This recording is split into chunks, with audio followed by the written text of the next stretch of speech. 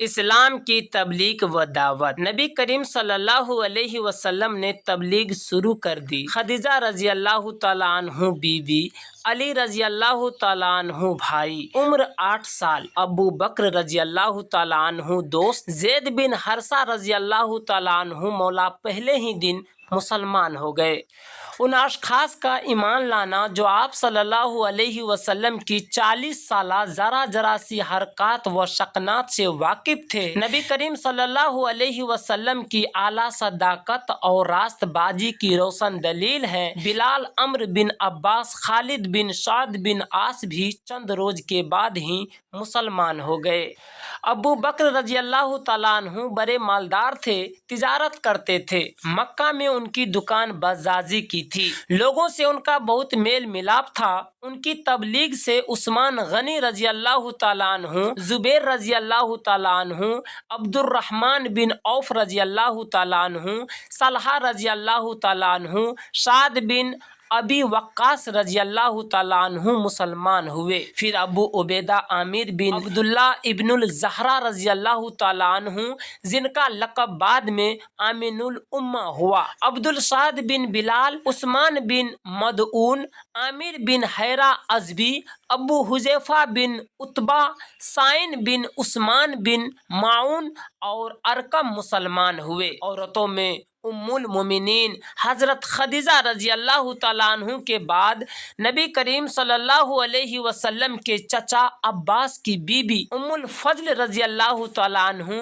آسمہ بنت امیس رضی اللہ تعالیٰ عنہ، آسمہ بنت ابو بکر رضی اللہ تعالیٰ عنہ اور فاطمہ خواہر عمر فاروق رضی اللہ تعالیٰ عنہ نے اسلام قبول کیا۔ ان دنوں مسلمان پہاڑ کی گھاٹی میں جا کر نماز پڑھا کرتے تھے۔ ایک دفعہ آپ صلی اللہ علیہ وسلم حضرت علی رضی اللہ تعالیٰ عنہ کے ساتھ کسی درہ میں نماز پڑھ رہے تھے۔ اتفاق سے آپ صلی اللہ علیہ وسلم کے چچا ابو طالب آ نکلے۔ ان کو اس جدید طریقے عبادت پر تعجب ہوا، کھڑے ہو گئے اور بغور دیکھتے رہے۔ نماز کے بعد پوچھا، یہ کون سا دین ہے؟ آپ صلی اللہ علیہ وسلم نے فرمایا کہ یہ ہمارے دادا ابراہیم کا یہی دین تھا۔ ابو طالب نے کہا، میں ان کو اختیار تو نہیں کر سکتا، لیکن تم کو اجازت ہے اور کوئی شخص تمہارا مزاحم نہ ہو سکے گا۔ 3 برس تک آپ صلی اللہ علیہ وسلم نے نہایت راجداری کے ساتھ فرض تبلیغ ادا کیا، لیکن اب آفتاب رسالت بلند ہو چکا تھا۔ صاف حکم آیا اور تجھ کو جو حکم دیا گیا ہے صاف صاف کہہ دے، اور نیز یہ حکم آیا اور اپنے نزدیک کے خاندان والوں کو خدا سے ڈرا۔ ایک روز آپ صلی اللہ علیہ وسلم نے حضرت علی رضی اللہ تعالیٰ عنہ سے فرمایا کہ دعوت کا سمان کرو۔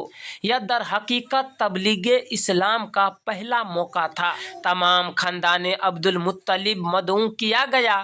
حمزہ، ابو طالب، عباس سب شریک تھے۔ آپ صلی اللہ علیہ وسلم نے کھانے کے بعد کھڑے ہو کر فرمایا کہ میں وہ چیز لے کر آیا ہوں جو دین و دنیا دونوں کی کفیل ہے۔ اس بارے گرا کے اٹھانے میں کون میرا ساتھ دے گا؟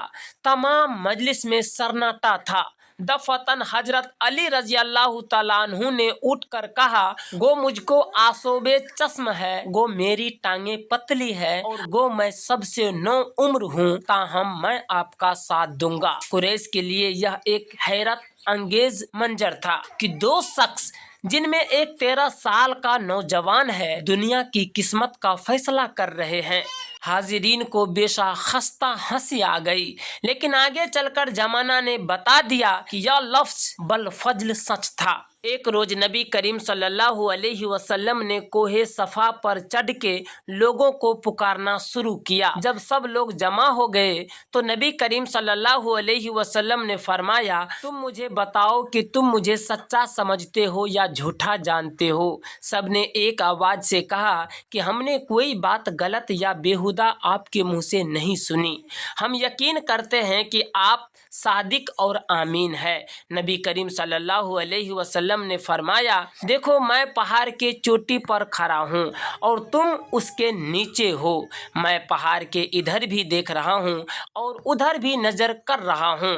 अगर मैं कहूँ कि रहज़नों का एक मुसल्लह गिरोह दूर से नजर आ रहा है जो मक्का पर हमला आवर होगा, क्या तुम इसका यकीन कर लोगे?